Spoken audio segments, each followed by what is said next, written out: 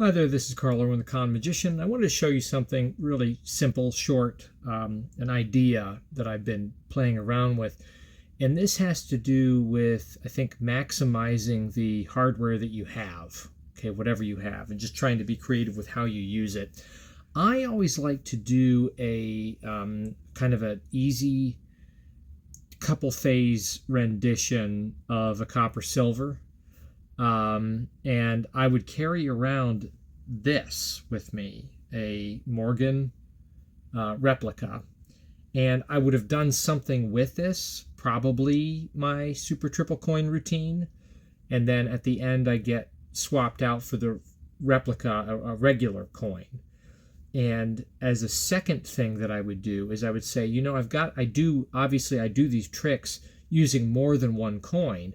And I'm pointing out, having just done a series of appearances and vanishes using apparently 3 coins, but ending with 1.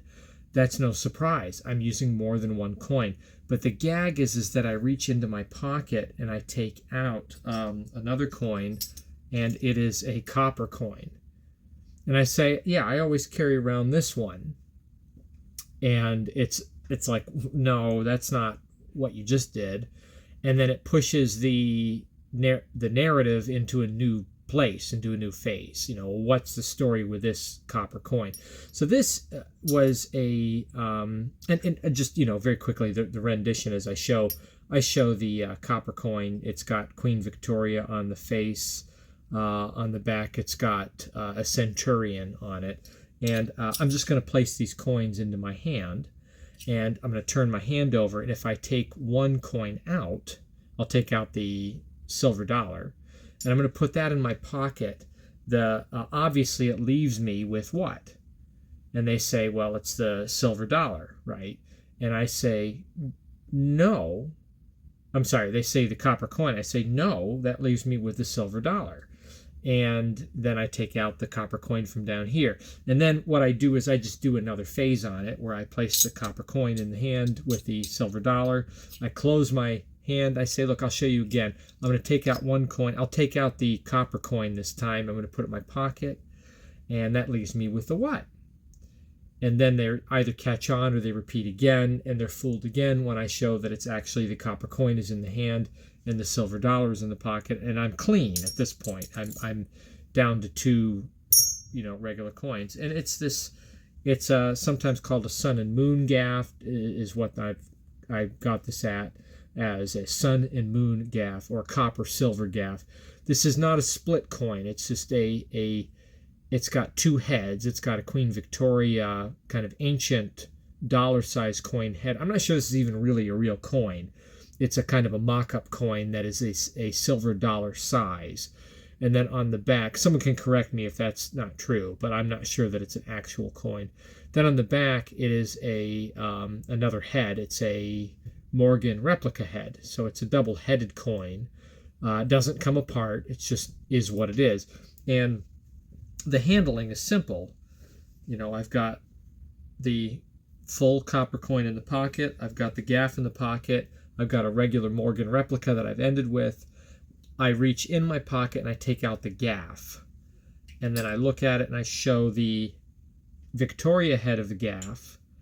And then I pretend to look at the back side and I call out what it is. I say it's a centurion, which is true on the real coin, but it's actually the Morgan back. I place this in the hand. I place the Morgan replica on top of that. Turn my hand over and I remove the actual Morgan replica and I show it. I put it in my pocket, and then because I've turned it over, I can open my hand showing the Morgan side. And then I just switch coins and I take out the copper as I drop my other coin, because I'm actually doing this from my lap. I show the actual copper and the Morgan head. And then I just do the opposite. But this time, whenever I close my hand, I take out the gaff copper side up. So the Morgan side is on the back side, but I take it out copper side up. I put that in the pocket. I open up my hand, and the copper coin is left, and I just switch it with the Morgan. And then I've just done 2 phases, essentially the same trick twice. But I end clean. And I've done no slights. There's no slights whatsoever. I always like doing this as a second phase after doing something with Morgan in the three coin routine with that super triple coin. I liked following up with this, and then I can go from this into something entirely different, or be done. But I always like this as a follow up. Saying, how I do this, I have another coin and I take out a coin that looks nothing like the other coins they were looking at, and they go, come on. And then I do something amazing with that, 2 phases of it, and I'm clean at the end of it. So always liked it. However, as I've been sharing, I've been moving to Eisenhower's. The problem is I don't have a gaff that is this gaff with a copper, ancient copper coin with an Eisenhower back. I haven't found that, and if I do find it, it's probably going to be expensive. So I've been wondering, what in the world do I do? Well, I have a solution. Here's the solution: is I can use something else that I have, and this is just, you won't necessarily have this or do this exact same thing. I'm just impressing upon you that there's a lot of things that you can accomplish using very different gaffs based on what you have. I happen to have another gaff, which is this. It is that same copper coin, but it's a shell. It's a tail shell that I had from another kit, using that same kind of coin, and it's an exact match to the tail side of this copper ancient coin, but it's a shell. So what I can do is I can take an Eisenhower and place it heads up in this shell, and I could pass this off as that gaff. This is now essentially a copper silver gaff. And all I did, and I haven't proof tested this yet, but all I did is I just polished the edge around, so it's got a bit more of a shine. A Eisenhower has a copper kind of edge to it because it's a copper core. And I figured, I might be able to pass this off, and I'm not really showing the edge closely. This gaff is never seen closely. But even without affixing it in there, or gluing it in or taping it in, I could just have it, put the shell on it, and carry this as my gaff. So now the routine looks like this. I've got the actual copper in the pocket, I've got the shell on an Eisenhower in the pocket, and then I've got a real, an actual Eisenhower. So same thing. I end with the Eisenhower, and I say, I do these obviously with more than one coin. In fact, I've got one down here. And I reach in and I take out the shell, copper shell on an Eisenhower. And I do the same presentation. I say I've got this coin as well. This is a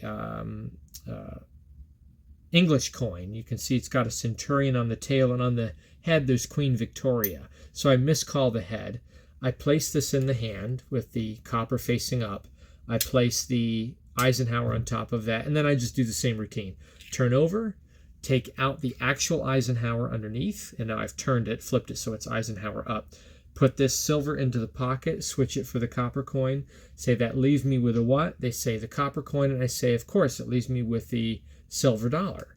And I can show that side now, having flipped over the shell, showing the Eisenhower head. I bring out the copper coin, and then I can just do the same thing again. I reverse it. I place this down in the hand, Eisenhower facing up, copper coin sitting on top of that. They can see the difference in coloration. I turn my hand over. This time I take out the shell with the Eisenhower, and I show the shell side. Eisenhower's on the back or on the inside of it. Show the copper. I say I place the copper coin into the pocket, and obviously that leaves me with a what? And they say the Eisenhower or the silver dollar, and I say, of course, it leaves me with the copper coin, and the Eisenhower is in the pocket. And now I'm clean. I'm as clean as I was before. But anyway, I just wanted to share this little idea of using gaffs for different reasons in different ways.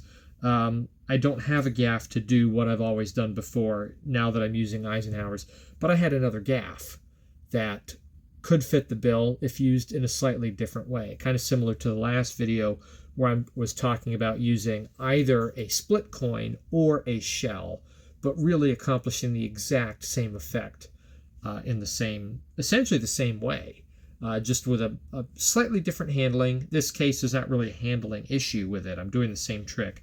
Just, rather than affixing these coins together, the Eisenhower and the shell, I can just keep them together, just holding them together in the hand, picking them up securely, and that works fine. And then I don't really ruin the Eisenhower or get it stuck in there in a way where I can't get it apart again. Anyway, just an idea, something to think about, using your gaffs in unique different ways to still accomplish other tricks that might use a different gaff.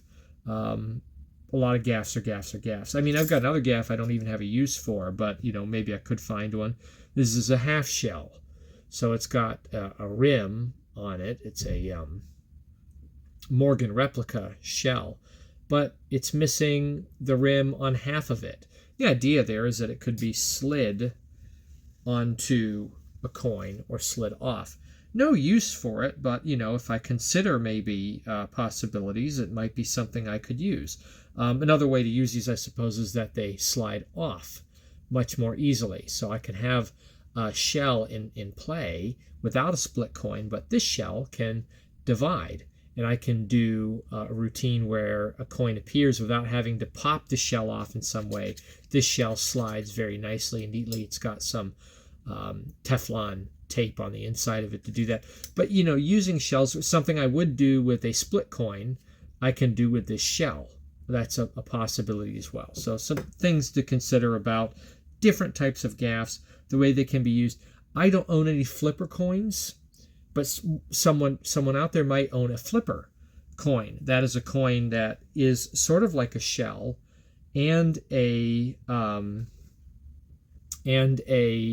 folding coin, right? The folding coin, this is an Eisenhower folding coin, which I just got in the mail from Penguin. It was fairly inexpensive, $20. I was surprised at that. If you have a flipper coin, which is like one of these plus a shell, that would accomplish a lot of things too, because it allows you to show one coin as two coins. So looking at the last couple of routines I've done where you need to do that, show two coins where there really is only one, you can do the same thing with a flipper. Now the way it presents is a little bit different and the handling is a little bit different, but the application is still the same thing. So considering your gaffs, the gaffs you own, you may not need to get a new gaff.